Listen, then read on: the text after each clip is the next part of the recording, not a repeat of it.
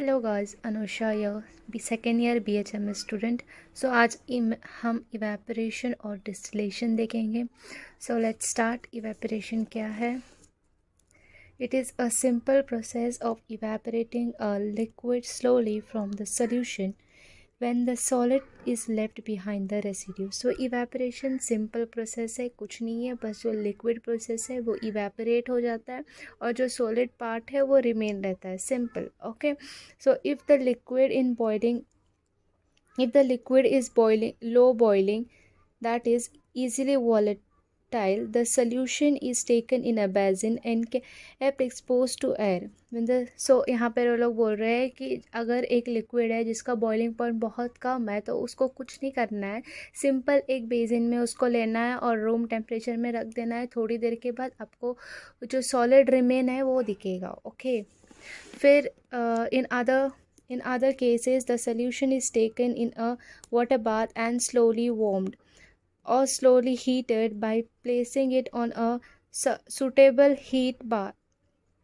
It is chosen according to the boiling point of the liquid. So यहाँ पर बोला है कि अगर एक मतलब एक लिक्विड है जिसका boiling point more than normal है, मतलब मोर देन रूम टेम्परेचर है, तो उसको क्या करना है, वाटर बाथ के ऊपर रखना है और जितना भी सूटेबल उसका टेम्परेचर है ना उतने वाटर बाथ में उसको रखना है. ओके. नाउ हम देखेंगे डिस्टिलेशन क्या है.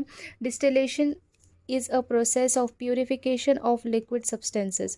सो हम लोग डिस्टिलेशन में क्या करते हैं, प्योरीफाई करते हैं, जो लिक्विड सब्सटेंस है उसको प्योरीफाई करते हैं. Okay. So purification, firstly by converting it into its boiling point into the vapor state. First क्या करते हैं हम लोग, अगर एक लिक्विड हम लोग ले रहे हैं, फिर बाद में उसको फर्स्ट हम लोग कन्वर्ट करेंगे इनटू इट्स वेपर फॉर्म, फिर इसको रिकंडेंस करेंगे. वेपर फॉर्म में जब उसको कन्वर्ट करते हैं उसको बोलते हैं वेपराइजेशन, और जब उसको रिकंडेंस करके लिक्विड फॉर्म में लाते हैं तो उसको बोलते हैं condensation. Okay. So converting the solid vapour, जो वेपर हमें मिला है उसको फिर लिक्विड स्टेट में कन्वर्ट करने के लिए कैसे, by cooling, it's known as condensation. Fine. और जो हमें वो रिमेन जो लिक्विड मिलता है ना दोनों प्रोसेस के बाद, उसको बोलते हैं डिस्टिलेट. ओके. डिस्टिलेट पाने के लिए ही हम लोग डिस्टिलेशन करते हैं. क्या है प्रोसेस, प्योरीफाई करना, बस. सो बहुत रैपिड प्रोसेस है and it is advantage over evaporation. So advantage क्या है, एडवांटेज ये है कि liquid can be recovered. Okay. But the disadvantage क्या है, disadvantage in some substances remaining dissolved in it. Okay. So जो डिसएडवांटेज है कि जो some substances जो remain dissolved in it वो हम लोग उसको रीओब्टेन नहीं कर सकते. ओके. फिर क्या है, process of distillation. Process of distillation में अपैरेटस. सो अपैरेटस क्या क्या है, अपैरेटस सो लेबिंग कंडेंसर. लेबिंग कंडेंसर, ये लेबिंग कंडेंसर है, ये आपको दिख रहा है, ये लेबिंग कंडेंसर है. फिर this condenser is 2 chambered vessel having a central jacketed tube. So ये जो है ये 3 ग्लास ट्यूब है, मतलब कि 2 चेम्बर्ड वेसल है, इसके पास 2 चेम्बर्ड है. और क्या है, the water tube has 2 sides. So इसके पास 2 साइड्स है, यहाँ पे एक साइड है, यहाँ पे एक साइड है. ओके. सो देखो यहाँ पे एक साइड है और यहाँ पे एक साइड है. जो लोअर साइड जो है वो टैप से कनेक्टेड है. Okay. So the lower side is attach to the water tap by the mean of a rubber tube. When the tap is open, जब भी टैप को हम लोग ओपन करेंगे तो वाटर जो है वो लोअर टैप से क्या करेगा, एंटर करेगा into the jacket tube, cool करेगा जो सेंट्रल पॉइंट है, और फिर बाद में क्या करेगा, बाहर निकल जाएगा सेकेंड पॉइंट से. सो सिंपल है. यहाँ से वाटर ट्यूब हम लोग यहाँ पर टैप जो हम लोग कनेक्ट करेंगे तो पानी यहाँ से आएगा, फिर यहाँ पर जाएगा, ये जो सेंट्रल ट्यूब दिख रहा है उसको कूल करेगा, फिर बाद में यहाँ से बाहर जाएगा. ओके. फिर फ्लास्क में क्या है, 2 फ्लास्क है यहाँ पर, एक डिस्टिलिंग है और एक रिसीविंग है. सिंपल. ये जो आपको दिख रहा है ये डिस्टिलिंग फ्लास्क है और ये जो दिख रहा है ये रिसीविंग फ्लास्क है. ओके. फिर बाद में बर्न्स इन बर्नर है, ट्राइपॉड स्टैंड है और वायर गॉस है. सो ये बर्न्स इन बर्नर है, ये ट्राइपॉड स्टैंड है और एक वायर गॉस है. ओके. फाइन. स्ट्रक्चर समझ आ गया आपको. अपैरेटस क्या क्या यूज़ होते हैं, लेबिंग कंडेंसर है, 2 डिस्टिलिंग फ्लास्क, एक डिस्टिलिंग फ्लास्क है, एक रिसीविंग फ्लास्क है. फिर बाद में आपको ट्राइपॉड स्टैंड दिखेगा. फिर बाद में ये बर्न्स इन बर्नर दिखेगा, वायर गॉस दिखेगी. This are apparatus used. for what? Distillation. So procedure देखेंगे, procedure क्या है? The substances to be distillate is taken in a round bottom distilling flask. So जो process, जो substance हमको distillate करना है उसको क्या करते हैं हम लोग, ये जो distilling flask दिख रहा है इसके अंदर लेते हैं.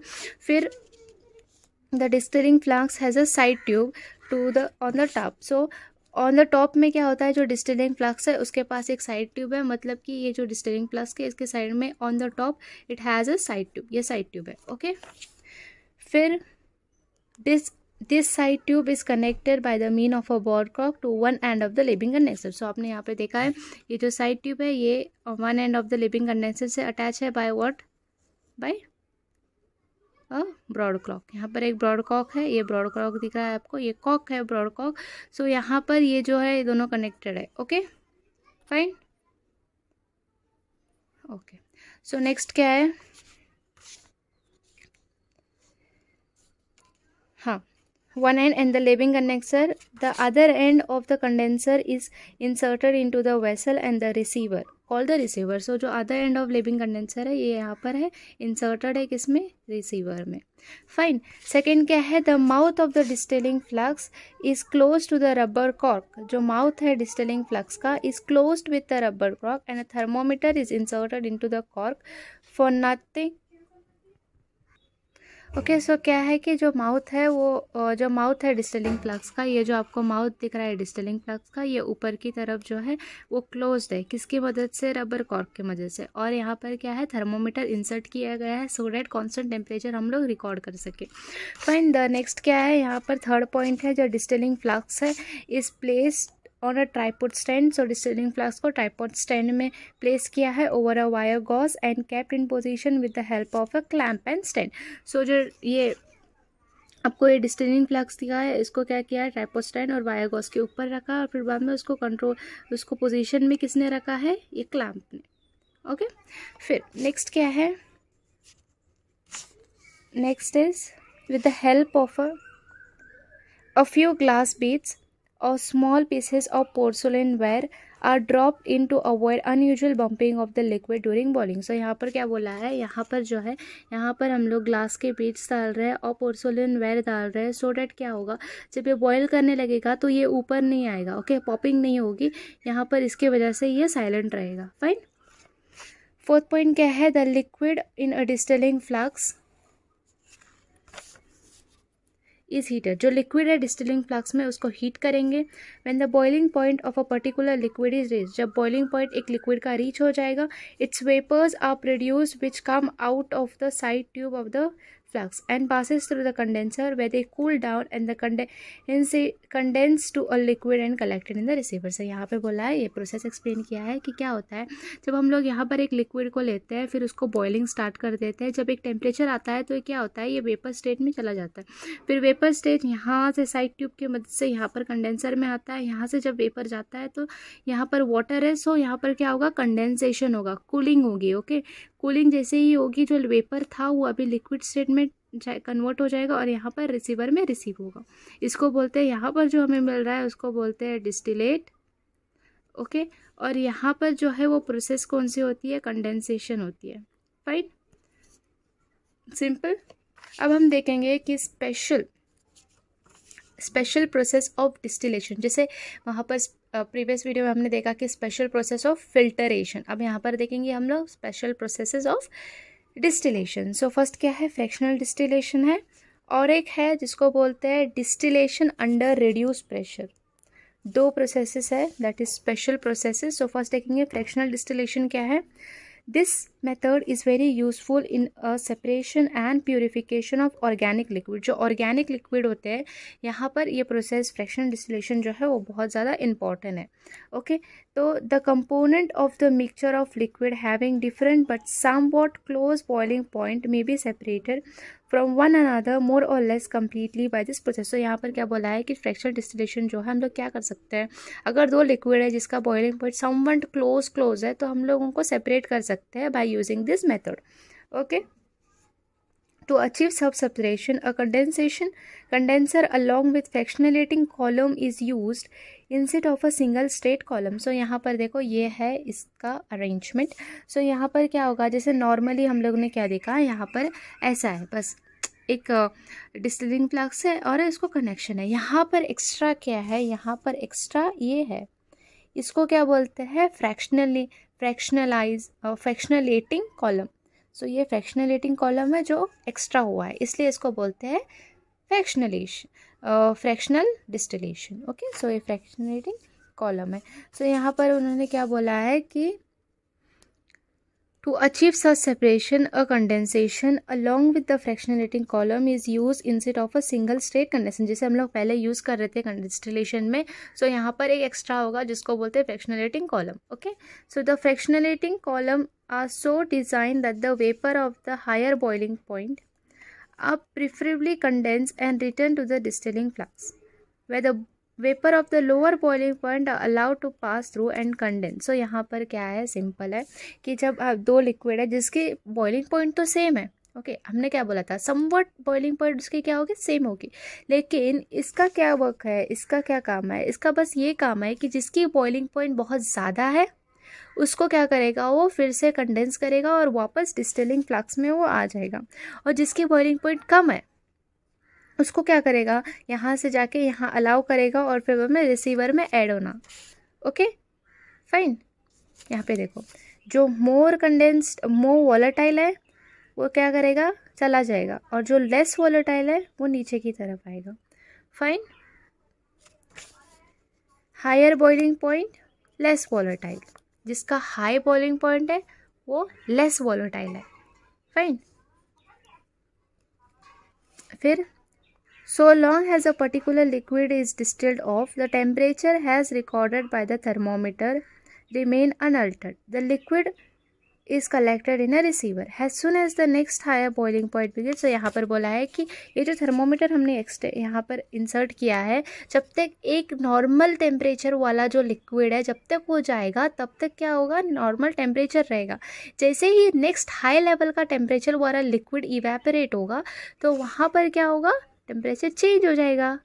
ओके, सो फिर हम लोग क्या करेंगे, फिर as soon as the next higher boiling point begin to distillate, the temperature changes and the receiver is also then changed।